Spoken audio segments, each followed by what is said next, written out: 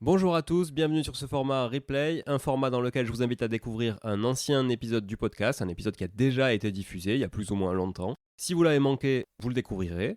Et si vous l'avez déjà écouté, vous pouvez le réécouter. C'est un épisode souvent qui a eu beaucoup de succès à sa sortie ou qui n'a pas eu le succès qu'il méritait d'avoir parce que le podcast était peut-être moins connu à l'époque aussi et que je vous propose de réécouter ou d'écouter aujourd'hui. Sans plus attendre, je vous laisse avec l'introduction habituelle et dans la foulée, l'épisode et la rediffusion de celui-ci. Voilà, merci beaucoup, à très vite sur le podcast. Ciao, ciao. Bonjour tout le monde et bienvenue sur Money Tree, le podcast qui vous parle d'investissement et de finances personnelles au sens large et sans tabou. Je suis Julien Calamotte, investisseur passionné et auteur du livre à succès S'enrichir grâce à l'immobilier. J'avais envie de partager ma façon d'investir, forcément, mais également de découvrir avec vous de nouvelles façons de faire fructifier notre argent. C'est pourquoi j'ai créé ce podcast pour y recevoir des invités qui nous partagent leur savoir et leurs expériences en toute simplicité. J'espère sincèrement que les échanges que je vais avoir avec l'invité du jour vont permettre d'enrichir vos connaissances autant que les miennes. Je vous souhaite une excellente écoute.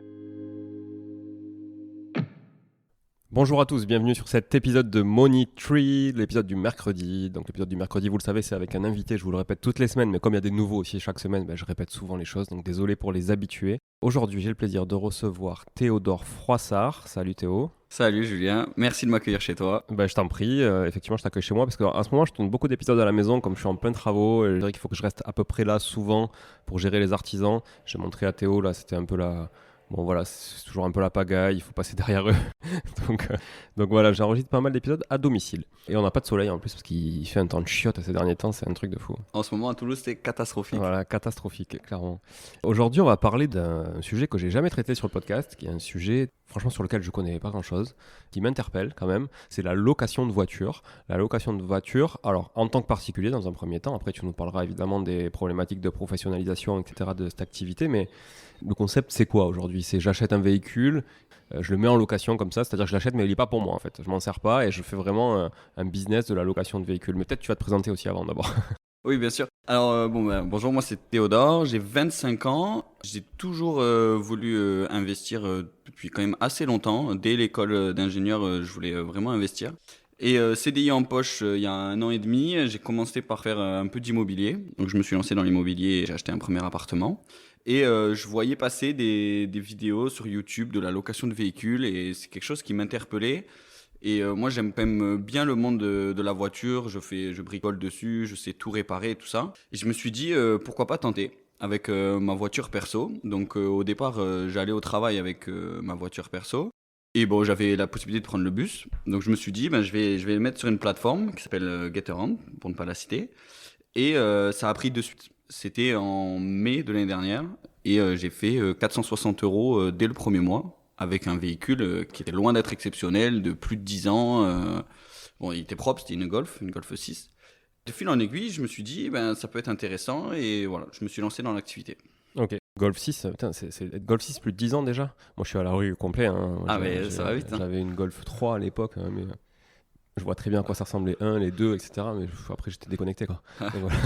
Ouais, Golf 6 plus 10 ans, donc c'était possible de la mettre sur la plateforme, il y a plein de règles. Ah ouais ? Parce qu'ils essayent d'avoir des véhicules récents pour que les gens viennent et qu'on ait toujours de la qualité. Alors avant de rentrer sur les règles, est-ce que tu peux nous dire du coup c'est quoi le principe, et on va dire les règles de base justement, pour faire ce genre d'activité et donc louer un véhicule et que ça nous rapporte de l'argent? C'est important de, tu vois, pour moi de comprendre comment ça marche déjà. Qui loue ça? Est-ce que tu peux louer ça sur le Bon Coin? Est-ce que tu peux louer ça sur une plateforme spécifique? Bon, tu l'as dit là un peu, GetAround notamment, mais est-ce qu'il y en a d'autres? Est-ce que, je sais pas, tu peux avoir ton propre site, tu vois? Ouais, tout à fait. Alors, il y a 2 plateformes vraiment dédiées à l'autopartage pour les particuliers et après les professionnels si on veut se professionnaliser. C'est GetAround et Wecar. Moi, j'ai choisi GetAround. Ça m'a donné une meilleure impression. J'avais fait un peu une veille sur les deux. Les conditions sont plus strictes sur GetAround, ce qui fait qu'on a des véhicules quand même plus qualitatifs. Et au niveau des prix pour les propriétaires, on s'y retrouve mieux. Sur Wecar, il y en a qui font des super chiffres, mais qui achètent des épaves à 500, 600 €, qui les mettent vraiment pas cher. Et au final, ça fait une super rentabilité, mais c'est pas trop périn sur le long terme. Bon, donc moi, c'est pour ça que j'avais choisi GetAround. Et ensuite, il y a 2 possibilités où il y a une remise de clés en main propre, ce que j'avais fait en commençant, parce que c'était juste pour tester. Donc là, les conditions sont quand même plus larges pour les véhicules, où il y a l'installation d'un boîtier sur le véhicule, donc par la plateforme, qui te permet de déverrouiller le véhicule avec le téléphone. Donc là, tu peux laisser le véhicule en autonomie sur une place de parking et les locations peuvent s'enchaîner. C'est les locataires qui sont en charge de faire des photos au démarrage et ils peuvent déverrouiller la voiture une fois qu'ils ont fait leur constat et ils partent en location et ils doivent faire des photos après à la restitution et les locations peuvent s'enchaîner comme ça sans que tu te déplaces. Donc les photos, c'est l'équivalent de l'état des lieux. Quand tu loues une voiture, tu fais le tour Tout avec à le fait. mec, tu coches, etc. C'est ça. Et il y a quoi? Il y a un truc sur l'application à faire là-dessus? Ouais, exactement. Donc l'application, elle te guide, elle te met des vues, donc faire une photo de la face avant, elle te met toutes les zones, donc tu dois tourner tout autour du véhicule. Pareil pour l'intérieur. Et après, le boîtier, il lit le kilométrage, le plein, et il fait, donc si la personne ne rend pas le plein, il fait le delta, donc j'ai le delta. Et il lit les kilomètres, donc tu as 200 kilomètres par jour. Donc c'est pareil, s'il fait plus, il y a un forfait kilométrique qui vient s'ajouter en plus de la location. Ah ouais, trop bien. Ok. Donc tu as vraiment toute l'information, toi, à distance. Tout à fait. Et je peux consulter les photos à distance. Dès qu'il récupère la voiture, j'ai un contrat qui s'affiche, donc contrat de début de location, et j'ai toutes les photos du véhicule. Et surtout à la restitution, c'est ce qui est important. Et s'il fait pas tout ça, il peut pas louer la voiture? Elle Non. démarre pas? Non, il peut pas la démarrer. Ok. Et tu as un anti-démarrage, et tu as la géolocalisation du véhicule entre les locations. Donc dès qu'ils ont commencé la location, tu peux plus savoir où il est. Mais si jamais, par exemple, on te rend pas un véhicule, dès la fin de location, hop, tu peux savoir où il est et le retrouver. Et le démarrage, il se passe comment là, avec une clé traditionnelle par exemple là? Alors tu laisses la clé dans la boîte à gants. Ah ouais. Ok. Donc ça, en fait, ça déverrouille la centralisation. Tu as un anti-démarrage, donc même si tu as la clé, admettons, je peux verrouiller la voiture à distance, même si tu as la clé, tu peux rentrer dedans, mais tu pourras pas démarrer. Et ça, le mec, il peut pas te le craquer? Je pense que s'il y a vraiment un crack de l'électronique qui bidouille le boîtier, il peut te le craquer, mais c'est quand même une installation complète. C'est un technicien qui vient, ça met 1 heure, la voiture il l'ouvre complètement, il se branche, voilà. C'est pas un boîtier qui est, je sais pas, accessible que tu peux enlever comme ça, quoi. Ok. Donc le mec, il a la clé dans la boîte à gants, il peut déverrouiller à distance, il se met via l'application, ça c'est intéressant. Et ça se met sur n'importe quelle voiture? Pratiquement toutes les voitures. Ah ouais, même les vieilles voitures qui ont juste la fermeture centralisée, il suffit d'avoir, j'imagine, la fermeture centralisée, non? Alors, en fait, pour l'installation du boîtier, en perso, il faut avoir des véhicules de moins de 12 ans et Ah, de ok. moins de 150 000 km. C'est là où ils commencent à verrouiller. Ok. Au moins, ça leur permet d'avoir un parc assez récent. Et ça, le boîtier, c'est la plateforme qui te le fournit? Oui, c'est la plateforme qui te fournit. L'installation est gratuite. La désinstallation est gratuite aussi si tu as fait plus de 7 locations. Ah ouais. Et sinon, ils te font un forfait, je crois que c'est 150 € environ. Et donc ils ont un mec qui vient et qui te... C'est ça, c'est une autre société Ouais. avec qui ils sont en partenariat, qui s'appelle TechCar. Et il y a un technicien qui vient, tu prends rendez-vous et ça met 1 heure et il t'installe le boîtier sur ton véhicule. Et c'est gratuit. Par contre, après, tu as une location, c'est 19 € par mois. Location de boîtier, ça leur fait des revenus pour Caterham. C'est Ouais. malin au niveau du business model que... Ouais, ouais. Ok. Et donc comment ça marche après? Donc moi j'ai une voiture, alors des deux côtés. Soit tu le prends du côté j'ai besoin d'une voiture. Et Ouais. donc j'ai l'offre des loueurs traditionnels. En fait on est un peu, j'ai l'impression, hôtellerie versus Airbnb, tu vois. C'est Ouais. un peu Ouais. vraiment un peu ça quoi. Donc j'ai le loueur traditionnel de bagnole, j'ai toi et d'autres confrères à toi qui louent ça en particulier. C'est quoi mon avantage de faire ça? Alors, le gros avantage, c'est le maillage que tu peux avoir en ville. Ça te permet d'avoir un véhicule vraiment très proche de chez toi. Et aussi le fait que au niveau des horaires, tu récupères le véhicule quand tu veux. Tu peux le récupérer à 23h, le rendre à 6h du matin. Tu peux le réserver 20 minutes avant, t'as pas la queue à faire pour les loueurs traditionnels. Donc c'est le gros avantage de la plateforme. Et moi j'y vois une grosse opportunité sur cette activité parce que quand on voit les prix des véhicules, les nouvelles zones de faible émission, ce genre de choses, il y a des gens qui vont pas pouvoir payer des nouveaux véhicules. Et on va aller sur un système de location et de consommation au juste besoin en fait. Parce que pour des gens qui sont vraiment en ville et qui utilisent le véhicule juste 1 ou 2 week-ends par mois, c'est très avantageux pour eux, ce système. Pour l'instant, ça marche bien, que ce soit pour les propriétaires et les locataires. C'est pas encore connu. Moi, je me dis, qu'est-ce que ça va être dans 4-5 ans, quand ça sera vraiment connu et qu'on aura vraiment un maillage très très fin au niveau des villes, où il y aura un véhicule tous les 300 mètres pratiquement. Et ça sera hyper pratique. Tu crois pas que les gros loueurs, je pense à Sixt, tu vois, les gros quoi, hein, est-ce que tu crois pas qu'ils vont justement créer des filiales, racheter, faire de la croissance externe là-dessus pour justement essayer d'avoir une offre complémentaire, pas se faire bouffer quoi? Ben oui, moi je me demande pourquoi ils l'ont pas déjà fait déjà. Pourquoi ils proposent pas, même sur leur parking à eux, des voitures équipées de boîtiers? Parce que la technologie, En elle entrée existe. autonome quoi. Hein. Mais oui, en Ouais. entrée autonome. Et moi, c'est quelque chose qui m'inquiète. Justement, là, je suis en train de récupérer un parking à la gare Matabio. Donc je serai juste en dessous de Sixt, c'est très dur à avoir. La gare Matabio, c'est la gare principale de Oui, Toulouse. de il y a- Toulouse, voilà. pardon. Et je suis passé du coup voir leur parc de véhicules. Il y a toujours la petite guichetoune avec le gars qui... Oui. Ah oui, moi j'en ai déjà loué des bagnoles. Alors que c'est justement la chose la plus compliquée à avoir, c'est un parking qui est facile d'accès pour les piétons. Au début, quand t'as pas de badge de parking ou quand t'as pas encore récupéré les clés du véhicule. Et justement, ce parking, il coche toutes les cases. Donc il est tout le temps ouvert, on peut y accéder. Je comprends pas pourquoi ils ont pas développé ça.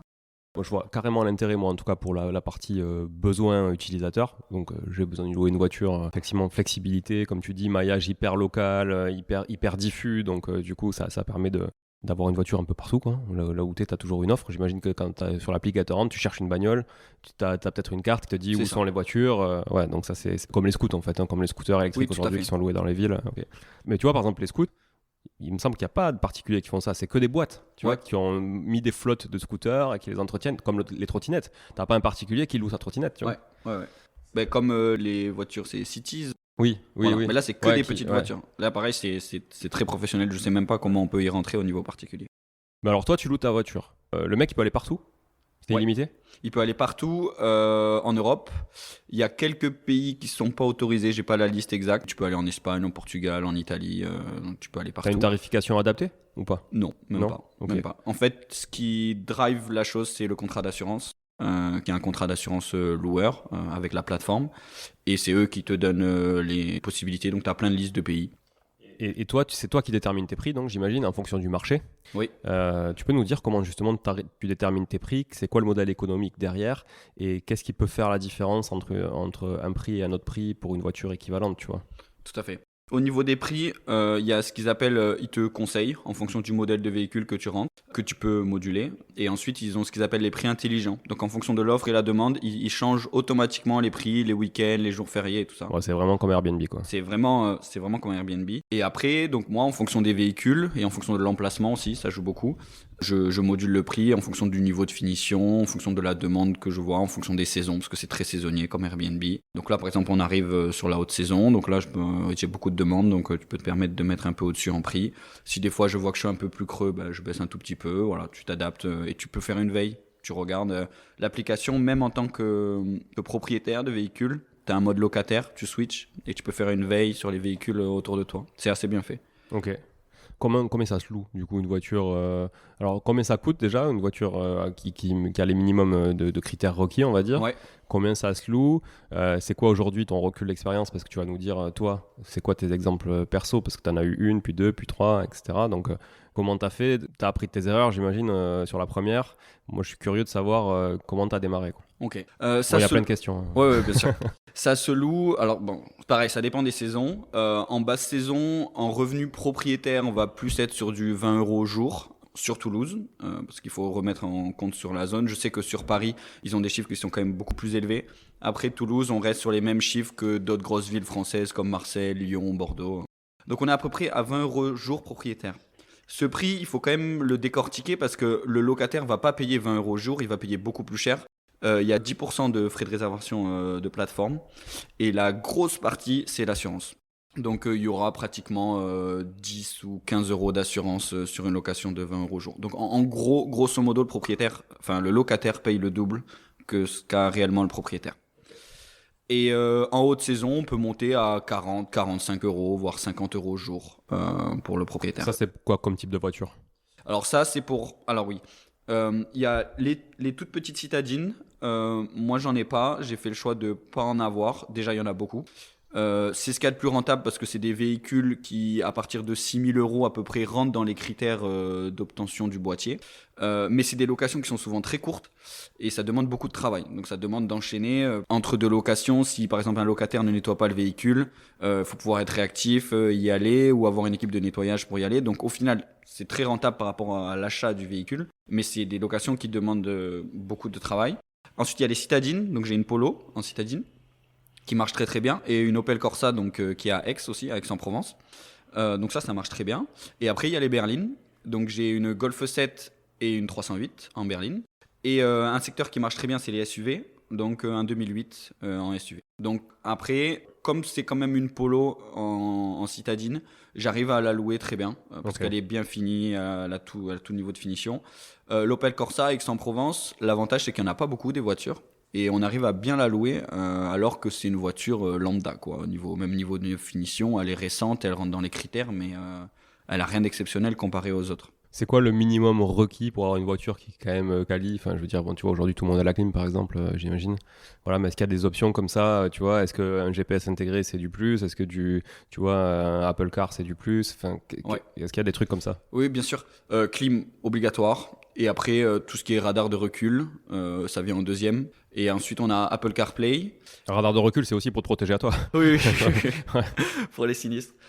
Et ensuite, on a des éléments différenciants auxquels on ne pense pas forcément, qui font un plus de temps en temps. Tout ce qui est attelage, Ah ouais. tout ce qui est boîte automatique. C'est très rare sur la plateforme. Et il y a beaucoup de gens qui cherchent ça, surtout les étrangers. Ouais. Donc bon, là, j'ai rajouté des véhicules récemment. Je voulais absolument une boîte automatique. J'ai pas réussi à trouver. Mais je sais que ça crée beaucoup la différence. Et donc plutôt essence ou diesel de manière générale? J'ai les deux. T'as les deux? Il y a 3 essences et 2 diesels. Ok. C'est encore demandé les diesels. Pareil, c'est des éléments différenciants. La dernière fois, j'avais un problème avec une location. Le véhicule, il n'était pas disponible. J'avais eu un doublon. Et il voulait absolument un diesel. Et alors que, comme j'ai plusieurs véhicules, on peut transférer le contrat. C'est super bien fait. Je peux lui dire, celui-là, au final, j'en ai besoin. Donc, je peux pas honorer la location. Je te le transfère sur un autre. Il m'a dit, ah non, c'est une essence. Je veux faire de la route. Je veux pas. Donc, il faut avoir des deux. Mais bon, plus d'essence que de diesel quand même. Ok, ça c'est intéressant. Concrètement, aujourd'hui, c'est quoi les chiffres que tu arrives à choper? Après, je pense qu'on parlera aussi des galères et de l'entretien, parce que c'est quand même... Tout à l'heure, tu cites, j'ai bien retenu, si le mec fait pas le ménage dans la voiture, donc j'imagine que ça arrive assez souvent. Tu vois, je suis curieux de savoir c'est quoi la charge sur tout ça, mais avant ça, j'aimerais bien savoir c'est quoi les chiffres que tu peux sortir avec une voiture citadine, une voiture berline, etc. Ouais, ok. Avec une citadine, on peut sortir entre 350 et 400 euros par mois en basse saison. Et tu montes entre 4 et 600 en haute saison. Grosso modo, ça te fait une moyenne annuelle de 500 euros par mois. Avec tout ce qui est berline, tu es plus entre 400 et 550 en basse saison. Et tu fais du 550, 700 en haute saison assez facilement.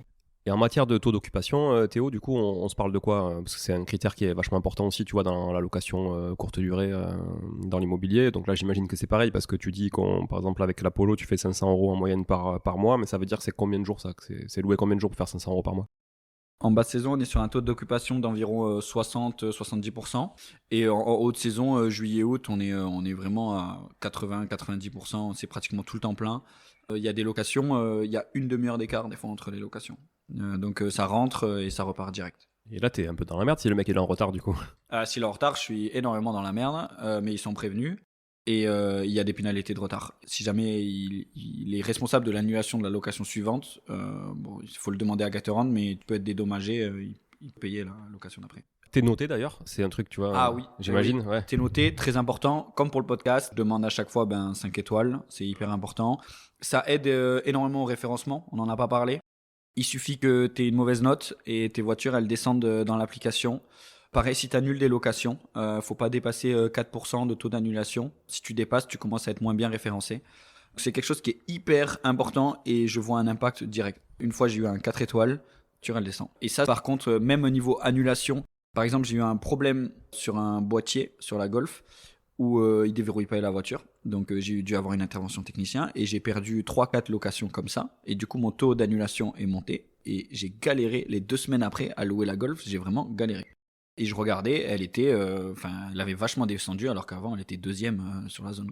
Et d'ailleurs, dans le cas que tu citais, là, l'exemple où le mec est en retard, donc celui d'après doit partir, il a un rendez-vous et autres, donc finalement, j'en sais rien, il prend un train, il te loue pas la voiture à cause du mec d'avant, lui, il peut quand même te noter, même s'il a pas pris la bagnole, parce que du coup, sa réservation, elle tient toujours à ce moment-là. J'ai jamais eu le cas, donc je sais pas. Je peux pas te répondre clairement sur ça, ouais.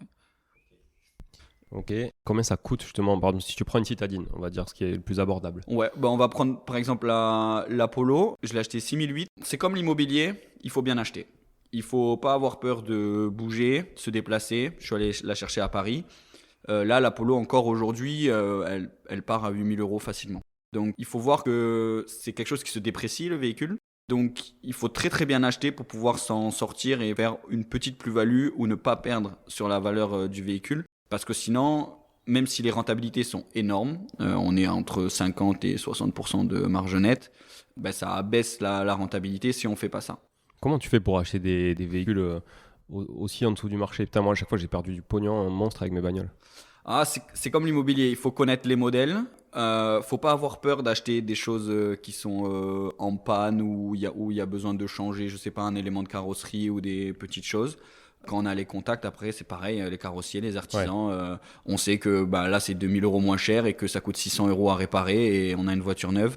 Je bricole pas mal, j'ai les valises de diagnostic des véhicules. Donc, par exemple, pas sur la Polo, mais sur une Golf, elle avait juste un voyant. Et le garagiste et le gars à qui j'ai acheté pensaient que c'était un problème vraiment mécanique grave. Et en fait, j'ai changé un capteur à 40 €. Ouais. Et là, t'as une voiture 2 000 € moins chère pour un capteur à 40 €.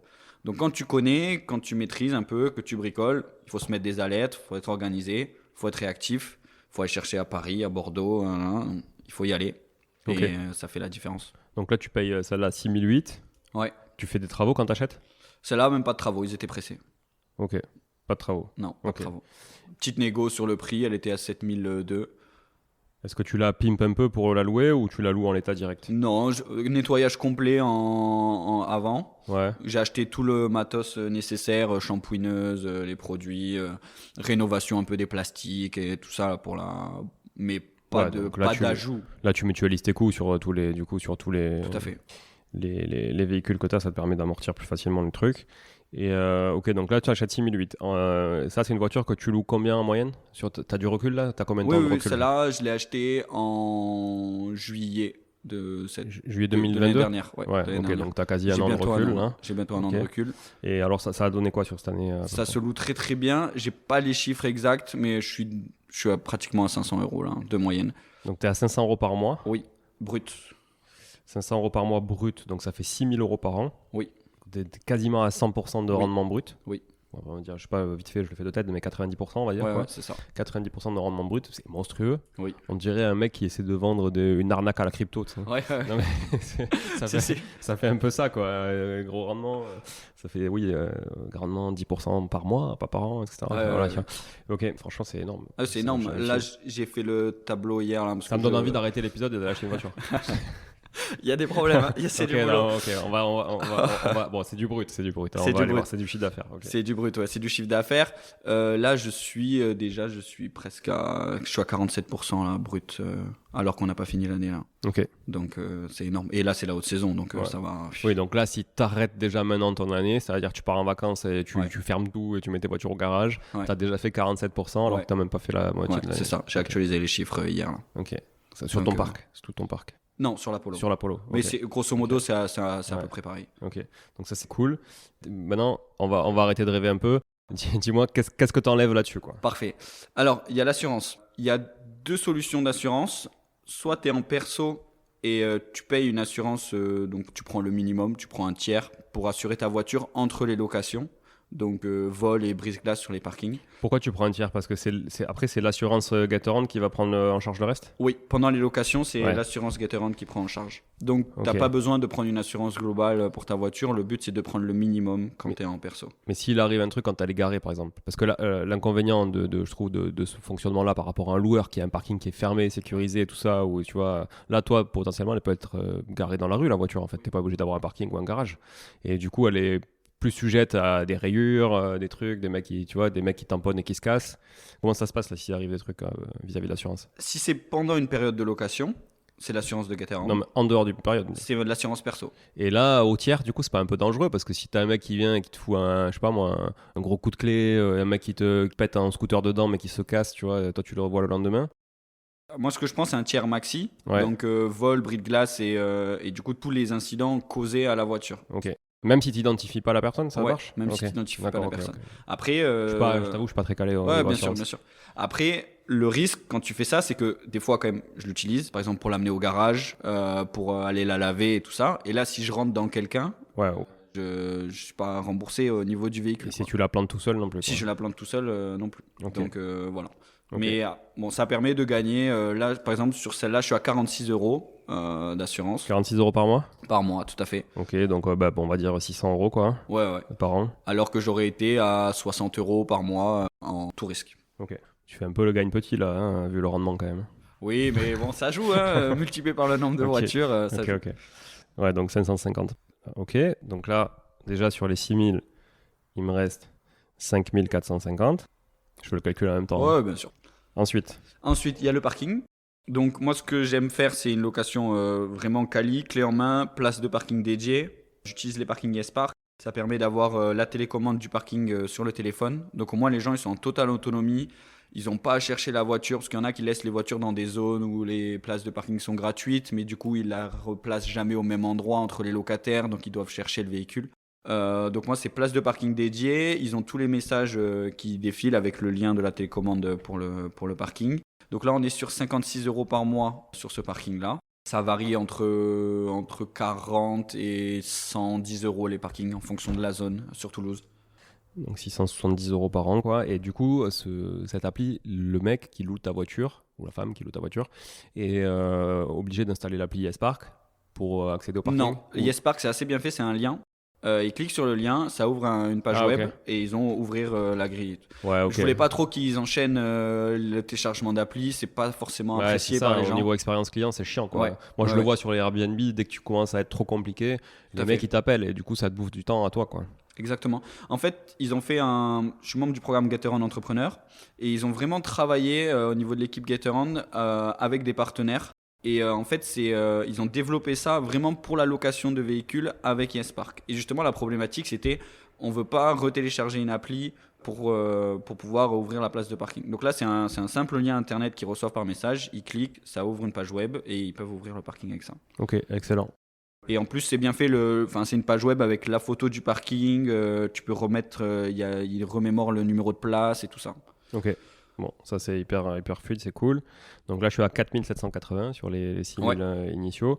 Qu'est-ce que j'enlève après ? Alors, il faut compter entre 1 à 2 vidanges par an. Faut pas se leurrer, c'est des véhicules qui roulent beaucoup. On est en moyenne à 30 000 km par an. Donc ça dépend de l'huile. Il y a de l'huile long life qui tient 30 000, il y a de l'huile pas long life qui tient 15 000. Mais on peut compter 2 vidanges. Ça fait combien de voitures là justement toi par an à peu près ? En kilomètres ? Ouais. Ça fait 30 000 en moyenne. 30 000 Ouais, okay. C'est des voitures qui roulent pas mal. Donc on va dire les 2 vidanges, on prend toujours... On prend large. Alors au départ, je les ai moi-même, donc ça coûtait 100 € les 2 vidanges. Là, j'ai pris un partenariat avec un garage parce que je commence à plus m'en sortir. Donc on peut compter en cas pire avec un forfait vidange à 90 €, donc 180 € les 2 vidanges en garage du coup. Ok, 180 €. 180 €. Bon, donc là on est à 4006. Voilà. Et après, il y a toujours des petits frais à droite, à gauche. Je provisionne à peu près 20 ou 30 € par mois de frais restants. Ouais, parce que par exemple, le cas du nettoyage, clairement. Là, le mec, il loue, lui, il est... À chaque fois, je dis le mec, désolé, mais c'est homme avec un grand H, quoi. Ouais. Voilà. Vous savez que je vous apprécie beaucoup, toutes les auditrices. Donc, les gens qui louent les voitures, c'est quoi leurs obligations à eux avant de la restituer ? Bon, évidemment, la carrosserie, il faut que ça soit nickel. Le plein, il faut qu'il soit remis là où il était. En tout cas, la jauge d'essence, là où elle était, j'imagine. Mais d'ailleurs, s'ils t'en mettent plus, je perds. Tu perds ? C'est vraiment en fonction du niveau. Moi, elle doit être aux 2 tiers minimum pour commencer la location. Okay. Si par exemple, il y a une location qui s'est enchaînée et la personne n'a pas refait le plein complet, donc moi, je vais avoir un complément par rapport au début. Et la personne qui va la reprendre ensuite, si elle refait le plein complet, elle aura le delta. C'est bien fait, c'est calculé. Ouais, c'est cool. Basé à quel... je sais pas, c'est basé sur un forfait, sur le prix actuel. C'est pas comme les loueurs, 3,50 € le litre. Non. Par contre, s'ils me en rendent moins, j'ai un peu plus. J'ai, je sais pas, 10 centimes par litre de... Oui, mais ça va, c'est pas le double, quoi. Parce que les loueurs, c'est le double. Hein. Non, là, c'est pas le double. Okay. Non. C'est margé pour que le propriétaire il ait pas trop d'inquiétude, mais je crois que c'est un 90 pour le diesel. Oui, parce que bon, c'est quand même chiant parce que du coup, c'est à toi d'aller le faire à leur place si jamais c'est quasi ric-rac. Surtout quand c'est vide. Ouais, c'est ça. Ok, et leurs obligations en matière de justement d'entretien du véhicule, le mec il la garde 2 semaines, il va à la plage, t'as du sable partout. Comment ça se passe ? Ça doit être rendu propre. C'est pas forcément le cas, c'est même la problématique première, que c'est ce qui demande du temps en propriétaire. Ça m'étonne pas. Avant, il y avait des photos que de l'extérieur. Pour l'état des lieux d'entrée et de sortie. Gateron, là, ils nous ont écoutés parce qu'il y a eu beaucoup de remarques au niveau des propriétaires. Et il y a des photos de l'intérieur maintenant, avant et sortie. Donc ça permet de vérifier avant qu'il y ait une autre location si c'est sale ou pas. Parce qu'en fait, sinon, c'était l'autre locataire qui te mettait un 4 étoiles ou un 3 étoiles en propreté. Mais toi, tu ne savais pas. Tu n'avais pas pu contrôler. Donc ça, c'était embêtant. Ensuite, ils doivent le rendre propre. Donc si c'est effectivement pas propre, tu peux faire appliquer des forfaits de nettoyage.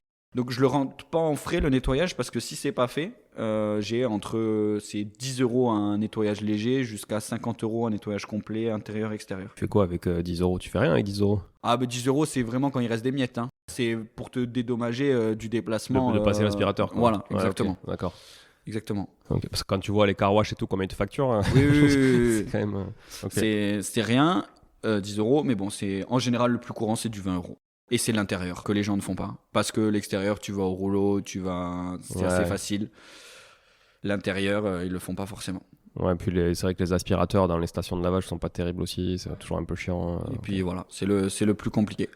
Après, là, je suis en train de trouver une équipe de nettoyage justement sur Toulouse. Pareil pour me décharger parce que là, ça commence à faire beaucoup. Ok, donc là j'étais à 4006, bon j'enlève quelques faux frais et après il faudrait que, alors c'est comptablement, hein, c'est un truc à faire, mais il faudrait que tu amortisses l'entretien et les pièces d'usure. Oui, parce que là à 30 000 par an ça va vite quoi, tu vois, au bout de 3 ans ta voiture a 100 000 bornes. Ouais, c'est ça, exactement. C'est l'avantage d'acheter à un bon prix et ensuite les pièces d'usure, moi je provisionne 300 € par an. Par exemple ça te fait un jeu de pneus, ça te fait... voilà. Ah ouais, c'est tout, pas plus? Enfin un essieu, hein. Ouais. De pneus. Okay. Après, on est sur de la citadine, c'est du 15 pouces, là, c'est des petits pneus, ça va encore, même si c'est cher quand même. Et l'idée, c'est quoi? C'est que tu la loues combien de temps et après cette date-là, tu la jettes la voiture ou comment ça se passe? Alors, le boîtier, tu peux l'avoir sur ton véhicule jusqu'à 200 000 km. À partir de 200 000, tu te demandes de le désinstaller. Donc, moi, c'est ce que je vise. J'achète des véhicules juste avant la limite mini, donc moins de 150 000. Voire moins, l'Apollo, je l'ai acheté, elle avait 110 000.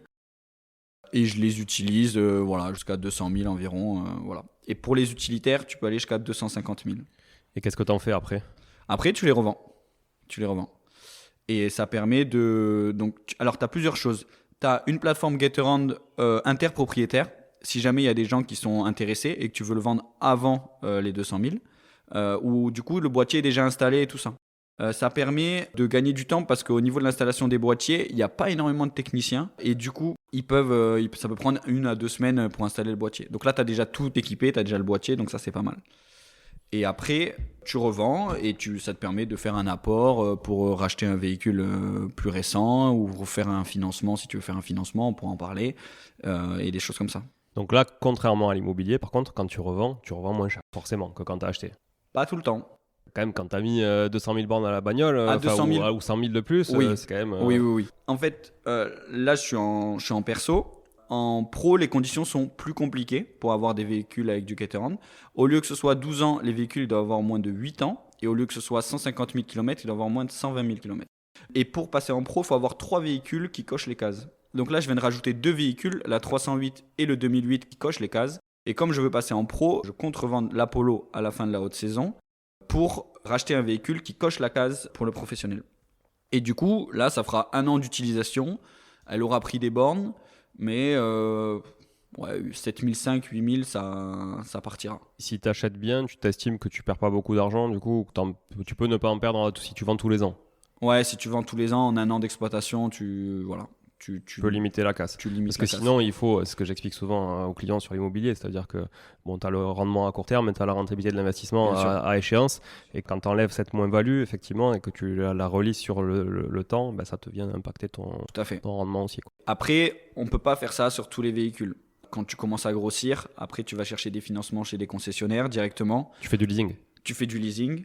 Donc, c'est plus les mêmes rentabilités qu'on a là. C'est un peu comme l'IMO où tu fais tout toi. Tu fais les travaux, tu tires au maximum sur la corde au niveau de la rentabilité. Après, quand tu grossis, tu n'as pas le temps forcément d'aller chercher des voitures à Paris. Tu vas chez ton concessionnaire. Lui, il a une vision globale et tu perds un peu en rentabilité. Mais ça te permet de pouvoir scaler plus rapidement et d'avancer. Ouais, c'est marrant, je l'avais étudié ça dans une boîte dans laquelle j'ai bossé. Là.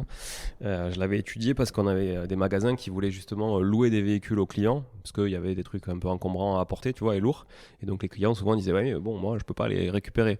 Et donc on avait étudié justement de faire un deal avec un constructeur automobile et de faire un deal. Et en fait, donc lui, on avait le prix du leasing. Après, on mettait effectivement le prix à la journée, etc. Et en fait, on s'est rendu compte que si tu louais 5 jours par par mois, ne serait-ce que 5 jours par mois ton camion, t'étais à l'équilibre, quoi. Donc après tout le reste c'était du bonus, quoi. Et donc c'est effectivement, je me dis que tu peux industrialiser le truc en prenant une flotte de 10 bagnoles en leasing. Et toi, en fait, ta marge, c'est comme la sous-loc, en fait. Tu comme si tu loues un appart et que derrière, toi, tu fais du Airbnb avec. C'est exactement le même principe. C'est exactement le même principe, exactement. Ce qui se fait beaucoup sur ça, c'est les véhicules un peu haut de gamme, qui sont du coup, qui peuvent bloquer beaucoup de dettes ou faire une grosse immobilisation. Tu fais du leasing et en plus, tu as la marge qui est encore plus grande vu que tu es sur du haut de gamme. Et tu connais déjà ta valeur à la sortie. Enfin, tu sais exactement combien ça va te coûter tout le long. Et à la sortie, tu sais que tu vas rien récupérer ou tu as une option d'achat. À la limite, si tu es bon, tu peux la louer plus cher, mais souvent, c'est quand même un peu touchy. Ouais, tu sais exactement ce que tu fais. Voilà. Et même pour les prix, pour t'aiguiller, quand tu es membre du programme Gateron Entrepreneur, quand tu veux faire ton étude de marché, il y a un tableau avec la moyenne de tous les véhicules équipés de boîtiers par ville en France, en fonction des catégories. Donc tu peux savoir les villes qui sont intéressantes, les zones à potentiel et ce genre de choses. Moi j'avais eu ça pour commencer et c'est vrai que ça aide énormément. Ça te donne des idées de positionnement au niveau des villes. Ok. Donc là toi tu en as 4 aujourd'hui ? Ouais, 4 à moi, une qui est à mon père et qui gère à Aix-en-Provence. Mais voilà, c'est moi qui donc gère. Donc tu as quand même le recul sur 5 voitures. 5 voitures, c'est quand même pas mal déjà. Tu as envie d'en faire plus, j'imagine ? Oui. Donc du coup tu es obligé de te professionnaliser ? Oui. Comment ça se passe ? Alors, au niveau de la professionnalisation, société obligatoire dédiée à la location de véhicules. Il ne faut pas faire d'autre chose, c'est un code APE spécifique. L'avantage de ça, c'est qu'on n'est pas assujetti à la TVS. C'est le même code APE qu'un loueur, type Sixt ? On fait beaucoup de pubs pour Sixt, mais il y en a d'autres, Europcar. Je ne saurais pas dire. J'ai le code APE, je me l'étais noté, mais je ne le retrouve plus. C'est le 7711A. Donc, je ne sais pas si c'est exactement le même. Mais en tout cas, c'est ce qu'il te demande. Et donc, dédié à la location de véhicules et 3 véhicules minimum. Avec les conditions d'assurance, enfin les conditions d'ancienneté que j'ai citées qui sont imposées par l'assurance. Donc, pourquoi 3 véhicules minimum ? C'est qui impose cette règle ? Je pense que c'est la police d'assurance. Ah ouais, c'est l'assurance parce qu'après toi ta boîte tu fais ce que tu veux dessus, quoi. Enfin, si t'en as une ou t'en as 15 ou 20. Ouais. Donc 3 véhicules dédiés à la location. Donc quand ils disent dédiés à la location, c'est minimum 15 jours par mois et 2 week-ends par mois. Ok. Minimum. Et ça a bien changé. Au départ, je voulais pas aller vraiment vers. C'était plus compliqué d'aller vers le professionnel. Ils ont changé d'assurance. Avant, c'était l'assurance Alliance qui assurait les locations Gateron. Et là, on est passé chez AXA depuis janvier. Là. Et avant, les conditions, elles étaient encore plus strictes. C'était 5 ans et 80 000 km pour mettre les véhicules sur Gateron en professionnel. Et maintenant, c'est passé à 8 ans et 120 000. Donc, ça relâche un peu et ça permet de récupérer un peu de rentabilité. Parce qu'après, les véhicules, moins de 5 ans, tu es encore dans la phase de décote qui est très forte. Du véhicule et bon voilà, du coup tu as des chiffres qui sont très bons, mais quand tu revends, effectivement, quand tu fais le global de ton investissement, tu perds beaucoup d'argent sur la valeur du véhicule, sur des véhicules de moins de 5 ans. Alors je vois 2 sujets, je l'ai dit pour pas les oublier. Le premier, c'est effectivement qu'est-ce qui se passe quand tu es pro au niveau de l'amortissement du véhicule, parce qu'à la fin, une fois que c'est amorti, comptablement, il vaut 0 ton véhicule, donc ça veut dire que potentiellement toi tu peux te le racheter pour pas grand chose à titre personnel aussi, ça peut être un intérêt, je sais pas si tu peux nous en parler. Et l'autre sujet, c'est la fiscalité. Fiscalité perso versus fiscalité en société. Bon, en société, on connaît tous, hein, c'est impôt sur les sociétés, flat tax sur les dividendes, charge sociale sur la rémunération du dirigeant si besoin, etc. Bon, voilà, ça, société, on sait à peu près. Mais fiscalement, quand tu le fais en nom propre, parce que peut-être que les gens qui nous écoutent voudront tester d'abord en nom propre avant de se professionnaliser, comment ils sont traités ces revenus ? Ces revenus, c'est du BIC classique. Ce que je conseille de faire, c'est du frais réel, parce que tu as l'assurance, tu as peut-être un parking, tu peux mettre des frais d'essence.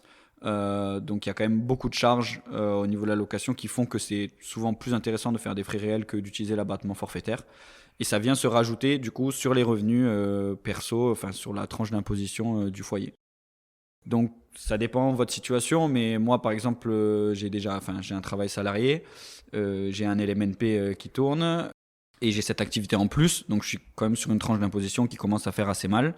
Et ça, tu le fais avec le même numéro de tirette. Ton numéro de tirette à la MNP, c'est le même numéro de tirette que les voitures ? Ouais, c'est le même. Donc tu as plusieurs activités. Tout à fait. Donc tu pourrais faire Agenco dans l'immobilier avec, par exemple. Exactement. Okay. Et après, au niveau de la société, on passe en IS sur la société classique. 15% d'imposition sur tes bénéfices jusqu'à 42 500 € et 25% au-delà. Et flat tax 30%, évidemment. Bon, si vous savez pas ce que c'est la flat tax, encore, même si vous écoutez le podcast depuis longtemps, j'ai fait une capsule au tout début du podcast qui vous explique ce qu'est la flat tax. C'est cette magnifique invention d'Emmanuel Macron et son équipe. Ouais, tout à fait. Je fais pas de politique, hein, mais franchement, pour le coup, c'est vraiment une bonne chose pour les entrepreneurs. En tout cas, beaucoup plus simple à comprendre. Tout à fait. Et en perso, on est limité enfin, on peut faire théoriquement jusqu'à 70 000 en BIC.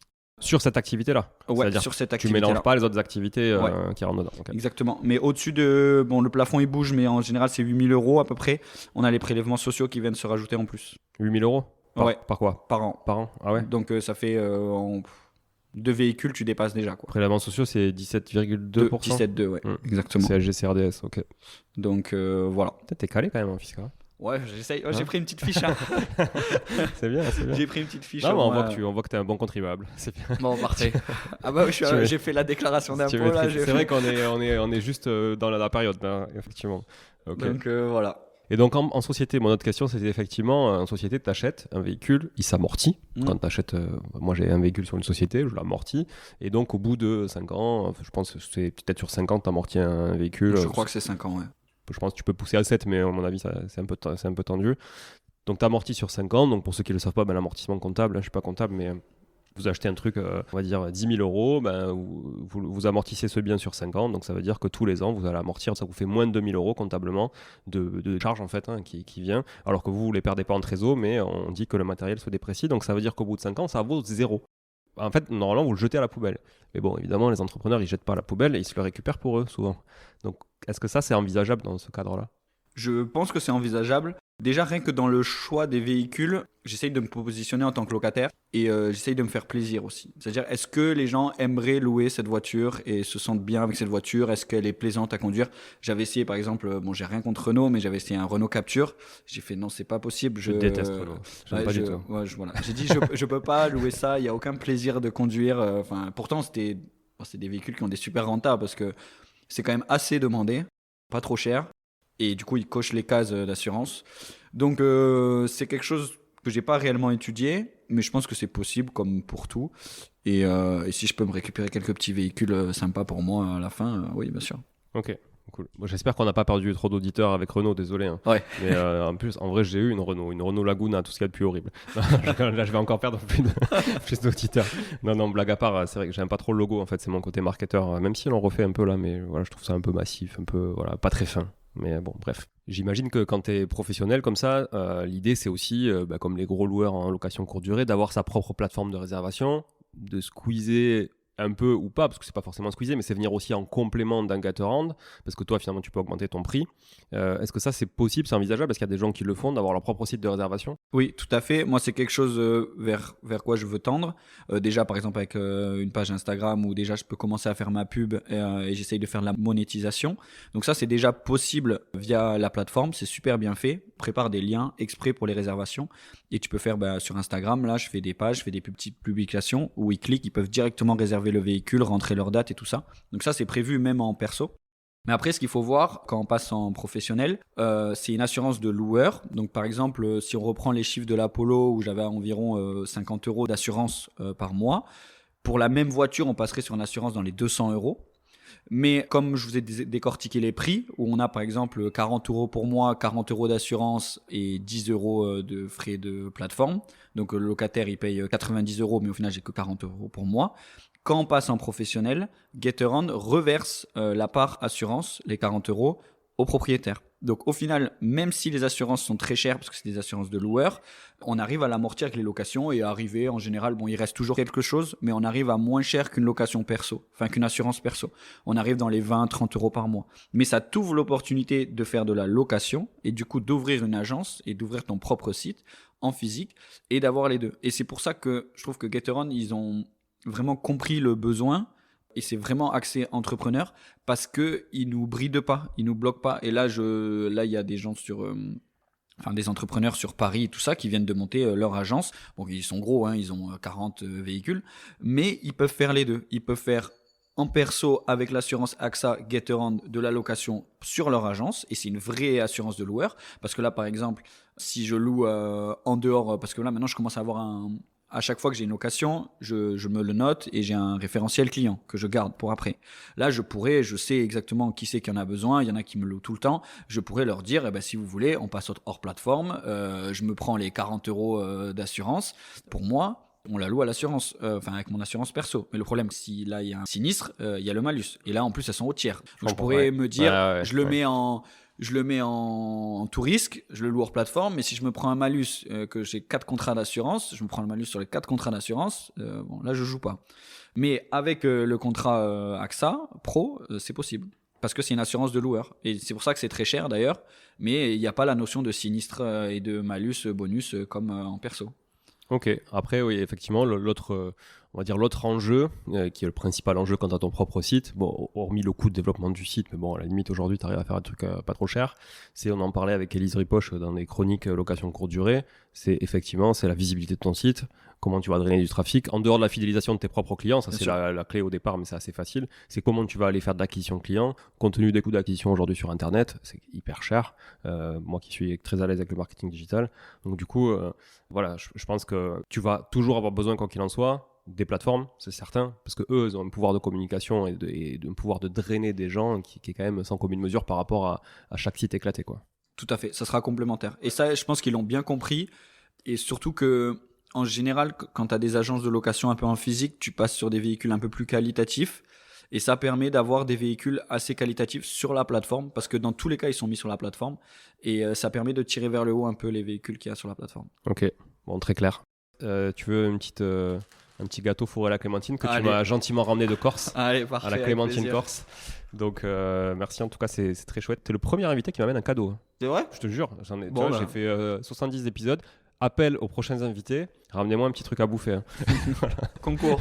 Voilà, concours du plus beau cadeau. En plus, je vois toujours Mathieu Stéphanie sur le podcast La Martingale, il reçoit toujours des trucs, des coffrets et tout. Moi, je reçois jamais rien. Putain, je sacrifie mon temps pour vous recevoir et tout. Bon, ok. Moi, j'ai une bonne vision, en tout cas, maintenant de tout ça. Quid du véhicule électrique dans tout ça ? Oui, c'est une question que je suis en train d'étudier. Surtout qu'il y a des places gratuites en ville très bien positionnées avec les nouvelles bornes alizées là. Je pensais qu'il y avait une énorme demande. J'ai contacté un peu les personnes du programme Get Around Entrepreneur. Ils m'ont dit pas tant que ça au final. Surtout que par exemple avec du coup les Zoé de Renault, c'est celle qu'on trouve le plus. Il y en a qui sont quand même assez abordables. Donc c'est quelque chose à essayer. Il faut que je vois au niveau de la problématique de la recharge, comment ça fonctionne. J'ai pas encore étudié ça. C'est quelque chose, voilà, je pense qu'on va essayer assez rapidement. Mais il y a cette problématique de recharge qui est embêtante. Après, au niveau des places de parking, ça permet, moi je vois les places de parking au métro, elles sont tout le temps dispo. Les places élec. Ouais, les places élec, elles sont gratuites, tout le temps dispo. En même temps, vu le prix de la recharge sur ces bornes, c'est sûr que moi j'ai une voiture élec, j'évite de recharger dessus. Hein. Voilà, donc faut que je creuse le sujet plus, mais c'est quelque chose qui m'intéresse. Ouais. Après, le must, j'imagine, c'est avoir effectivement tes parkings, mettre une borne sur chaque place, que le mec à chaque fois, tac, t'arrives, tu poses, tu recharges, t'as 300-400 km d'autonomie. Ouais. Et au moins, toi, tu la fournis toujours libre avec une carte par voiture. Ouais, c'est le mieux. Enfin, libre, je veux dire pleine, plutôt batterie pleine, et voilà. Quoi. Ouais. Ça, c'est pas mal. Mais ça, c'est le must, c'est quand tu seras bien structuré. Voilà. Tout à fait, mais le must, c'est de mêler l'immobilier et voilà, d'acheter ses propres places de parking, de faire des loyers entre sociétés. Je pense que c'est le mix parfait. Hein. Revendre un véhicule quand on a besoin d'un apport IMO, parce qu'un véhicule, ça part vite, en 3 semaines, c'est vendu. Ça permet de jongler et revendre un bien, faire une plus-value, réinjecter pour prendre 2-3 véhicules. Je trouve que ça se complète très très bien. C'est marrant parce que le modèle est quand même assez similaire, effectivement. T'achètes, tu loues à la journée ou tu loues à moyenne durée. Enfin, je trouve que tu vois, il y a vraiment beaucoup de parallèles. C'est vachement intéressant. Ok, est-ce que tu vois d'autres trucs à ajouter que tu étais noté ? Oui, on parlait de la gestion des sinistres parce que c'est quelque chose, c'est quelque chose de très important. Oui. Alors, plusieurs types de sinistres. On va dire premier sinistre, les amendes. Ça va vite ça ? Pourquoi j'y ai pas pensé ? J'en ai reçu une la semaine dernière. J'ai un classeur... Je dois en avoir au moins 30 ou 40. Donc ça peut aller très très vite. On peut très vite perdre son permis. Bon, c'est très bien fait. On a le contrat de location. On fait la télédéclaration en ligne là, sur le site de l'ANTS et ça part direct à la nouvelle personne. Donc il faut penser de le faire. Donc ça implique que vraiment Get Around ait bien fait le boulot quand même avec tout l'état civil de la personne qui te loue, etc. Et qu'il n'y ait pas d'usurpation d'identité ou choses comme ça. Ça peut arriver. Franchement, c'est très très bien fait. Il y a vérification carte d'identité, permis, carte bleue et selfie de vérification de la personne. Donc pour l'instant, j'ai pas eu de problème. Et du coup, à chaque fois, j'ai toutes les données au niveau du contrat de location. J'ai l'adresse, le numéro de permis, le nom, la date de naissance. Donc je peux faire la télédéclaration directement sur la NTS sans même pas consulter le locataire. Donc après, je leur envoie toujours un message pour dire du coup, vous avez été verbalisé, pensez à régulariser. Des fois, il y a des petits joueurs, un point. Des fois, il y en a des qui jouent un peu plus, qui font des plus gros excès de vitesse. Donc voilà. Donc ça, c'est les premiers types de sinistres. Quand c'est à l'étranger, c'est un peu plus compliqué. Il faut payer d'abord et ensuite envoyer le fait que tu es payé et ils prélèvent sur la caution de la location. Ah ouais. Ils gardent la caution pendant 2 mois. Donc ça, c'est bien fait. Mais attends, moi j'ai reçu des trucs à l'étranger bien plus de 2 mois après. Ouais, moi pour l'instant, ça passe. C'était Ah ouais. Espagne et Portugal. Donc Ouais, moi aussi c'était en Espagne, mais putain, j'avais reçu plus de 2 mois après. Ah ouais. Ah ouais, il me semble. Donc ça, c'est le premier type de sinistre. Après, là, je viens d'avoir un gros sinistre sur la Polo. J'avais déjà eu des petits sinistres, une jante abîmée, une éraflure sur le pare-choc. Bon, là donc, c'est caution. Donc là, c'est caution. Ouais, Ça ouais. part au garage. C'est vraiment la chose où je pense Gateron doit le plus s'améliorer. C'est que c'est long. Et tu perds, du coup, tu as ton véhicule qui est. Alors, quand c'était des éraflures, je le louais quand même. Je le disais, bon, je m'excuse. Je l'amenais le soir au garage et on faisait les devis. Et quand il y avait les pièces, je l'amenais juste la journée ou les 2 jours qu'il fallait pour traiter le problème. Mais là, j'ai eu un gros sinistre avec une personne qui n'a pas été respectueuse. Et là, la voiture, elle est non roulante. Et c'est long, ça fait déjà, je l'ai déjà déclaré dimanche. Là, on est quoi? On est jeudi, ils sont toujours en cours d'analyse. Qu'est-ce qui des s'est passé photos. version locataire et ta version? Version locataire. Alors, version locataire, j'ai pas de nouvelles du locataire. En fait, le véhicule, il devait rentrer à sa place de parking attitré. Je reçois une notification de Gateron comme quoi le véhicule n'est pas rentré. Et là, je regarde la localisation parce que dès que la location est terminée, je peux localiser le véhicule. Et je vois qu'il est sur un parking. Ah oui, parce que tu peux pas le faire pendant la loc. Ça Non. évite que tu pistes les mecs. Ouais, je peux pas. Ouais, ouais. Je vous vois. Ouais. Non, je peux pas le faire Ah ouais, pendant très la bien loc. ça. Ouais. Donc dès que la loc est terminée, je peux localiser le véhicule. Donc là, je vais sur le parking où il était. Et là, catastrophe, véhicule non roulant, radiateur percé, gros choc avant. Dégueulasse, avec ils avaient fait une soirée, donc les bouteilles d'alcool encore dedans, les bouteilles de protoxyde d'azote, les soutifs culottes, tous les Mais non. de la locataire, donc Oh. elle m'a tout laissé. Donc Les capotes. Ouais, non, même Bah, pas. Non, je sais pas. Putain, ils ont même pas vu. Non. Putain. Ouais, je pense qu'ils étaient Ah bien ouais. là-haut. De l'herbe partout sous la voiture et ils ont dû frotter dans De un l'herbe. champ. De l'herbe.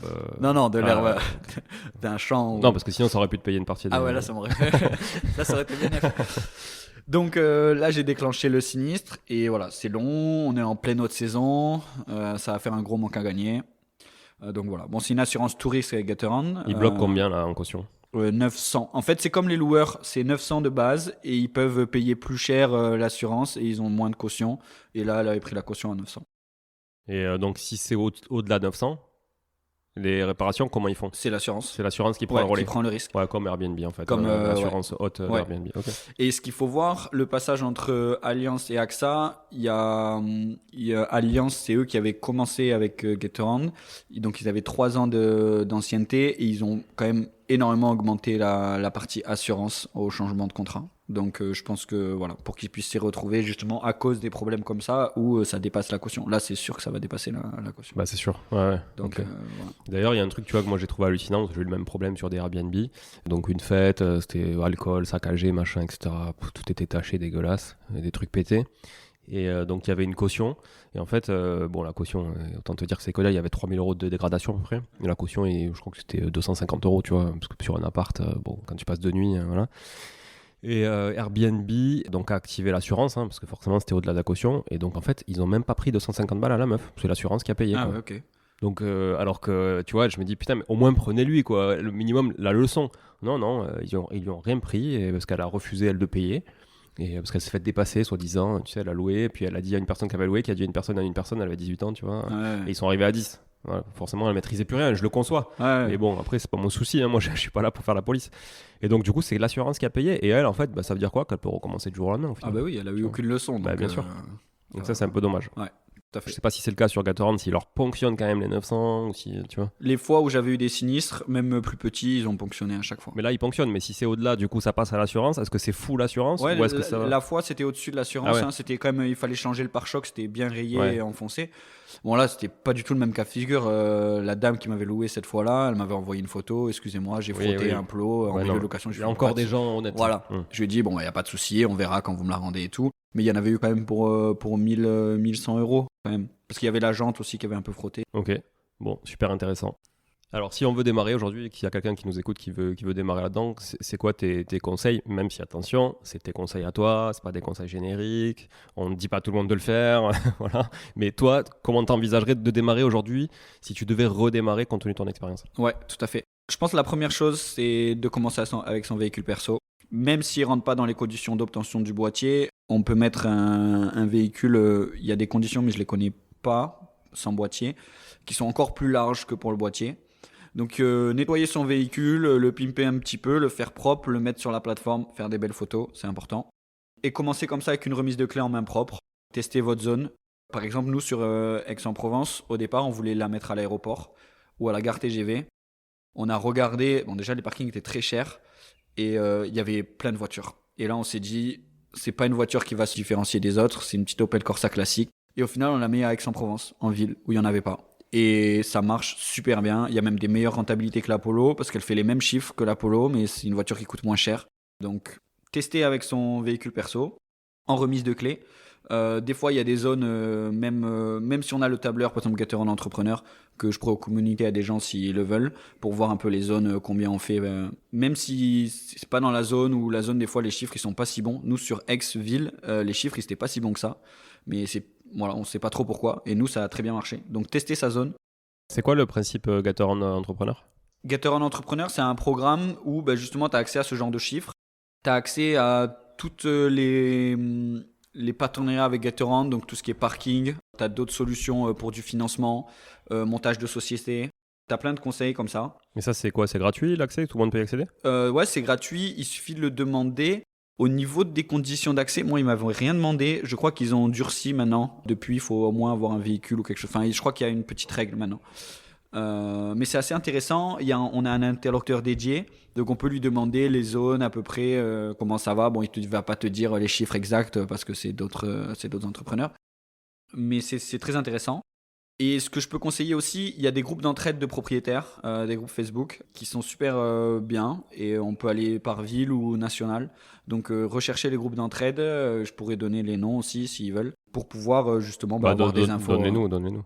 Ouais, alors on peut peut-être me contacter sur la page Instagram. Oui. Exact. On va parce que j'ai pas les noms directs. Ouais. Ça va te faire des abonnés. Ça me fera des abonnés et je pourrais donner tout ça. Et donc tester en remise de clé. Et ensuite, si on voit que la zone elle marche bien, acheter un véhicule dédié et installer le boîtier. Et après, de toute façon, le risque il est très faible. Le premier mois est offert, le boîtier pour ta première voiture. Et après, c'est 19 € par mois la location du boîtier. L'installation est gratuite. Oui, compte tenu des chiffres, voilà. Au pire, si ça marche vraiment pas, au bout de 5 ou 7 locations. On l'a pas enlevé ça d'ailleurs de tes chiffres, la location du boîtier, tu vois. Ah, il y a 19 €, ouais, il y a 19 €. C'est vrai. Ouais. Bon, au final, j'ai pas fait les calculs, mais vous les ferez, vous réécouterez l'épisode, vous les ferez, vous déduisez tout, et vous verrez quand même que en rendement net, on est quand même quasi à la moitié, quoi. On doit être à 50%. Bon, 50-60. Ouais, 50-60% de rendement net. C'est ouf. Ouais, c'est quand tu vois les chiffres. Mais il faut pas descendre trop en dessous de ça. Parce que quand tu grossis, après, tu as la dépréciation de ton véhicule qui va manger énormément. Ouais. Donc, il y en a qui disent je m'en fiche, je prends un véhicule à 15 000, je suis à 40. Ouais, mais ton véhicule à 15 000, il va se déprécier. S'il perd de 2 000, ça fait mal. Et t'es plus à 40, et là, ça commence à être un business qui est moins intéressant, quoi. Ok. Oui, non, voilà, il faut le voir comme plus un business qu'un investissement. On est plutôt dans ce cadre-là, effectivement. Ouais. C'est un peu différent. Ok, très clair. T'as un bon plan pour que j'achète une voiture là? Ça va chauffer. Ouais. Ça va vraiment chauffer. Vraiment, plus on est de fous, plus on rit. Il y a vraiment de la place sur Toulouse. Ça peut être intéressant de tester des nouvelles zones. Bon, pour l'instant, j'en ai 3 à Sainte-Agne à la gare, 1 à la gare à Rennes, parce qu'il y a métro et tram. Et je viens d'avoir un parking pour Matabio, donc la gare principale de Toulouse, à partir de juillet. Donc, tu loues combien ton parking là? À Matabio, c'est 106 €. 106 € par mois. Voilà, c'est vraiment un essai. Je pense que même si c'est 40 ou 50 € plus cher par mois, ça va me générer plus que 40 ou 50 € de location en plus par mois. Je peux mettre des prix un peu plus élevés. Et parking, c'est plus simple que les garages pour toi? Il faut que ce soit accessible facilement, quoi. C'est le plus dur à trouver. Au final, les parkings, des fois, je fais des journées entières entre visites de biens immobiliers et je ziote les parkings où il y a juste une barrière, où il y a quand même un accès piéton à pouvoir récupérer le badge. Parce que même si YesPark, ils font du bon boulot, il n'y a pas assez de parking. qui sont équipés avec le boîtier pour dévorer avec le téléphone, il y en a très peu. Ok. Et si j'achète une voiture et que je te la confie, que tu t'en occupes, tu me factures combien de J'ai commission? pas étudié la question, mais ça peut s'étudier. Ok. Ça peut s'étudier. Bon, on va s'en parler, on va dire à l'abri des oreilles de tout le monde. Ouais, parfait. Ça marche. Merci Théo, c'était très chouette. Merci à j'ai toi. appris tout plein de choses. Ça me change des sujets IMO et des trucs que je maîtrise un peu plus. Donc c'est bien, ça m'a sorti de ma zone de confort.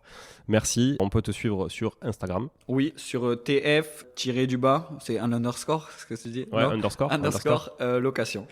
TF_location. Impeccable. Ok. Voilà. TF, c'est Théodore Froissart. Ouais, tout simple. Parfait. J'ai pas- Parfait. Hier, je me suis C'est dit. pas taxe foncière. Hein, parce que moi, à chaque fois que je mets TF, c'est taxe foncière. mais- ok. Bon, ça marche. Merci encore à vous d'avoir écouté cet épisode. Partagez-le autour de vous. C'est un sujet qui est très peu traité, qui est très intéressant pour beaucoup d'entre nous parce que finalement, c'est accessible à tous. À partir du moment où on a une voiture et même si on n'en a pas, qu'on a envie de se lancer, au final, avec 6 à 8 000 euros, on peut se lancer sur ce genre de choses. Donc, c'est très bien. Laissez un avis 5 étoiles sur Apple Podcast, s'il vous plaît, faites-le. Si vous avez un iPhone, les Apple Boys ou les Apple Girls, faites-le, c'est vraiment important. Trop peu de gens le font, trop peu de gens le font, trop peu de gens le font, je sais pas, mais en tout cas trop peu. Donc voilà. Merci beaucoup, ciao à tout le monde, ciao, à bientôt. Bon, si vous êtes là, c'est que vous avez écouté jusqu'au bout et a priori, l'épisode vous a plu. Si c'est bien le cas, n'hésitez pas à le partager autour de vous. Notez ce podcast sur Apple Podcast et Spotify en laissant un commentaire 5 étoiles. Je ne vous le répéterai jamais assez, mais c'est grâce à vous que ce podcast vit aujourd'hui et peut continuer de vivre en vous proposant un contenu toujours plus qualitatif. Merci encore, je vous retrouve très vite sur un nouvel épisode de Money Tree. En attendant, je vous souhaite la meilleure des réussites dans vos projets et un bon enrichissement. À très bientôt.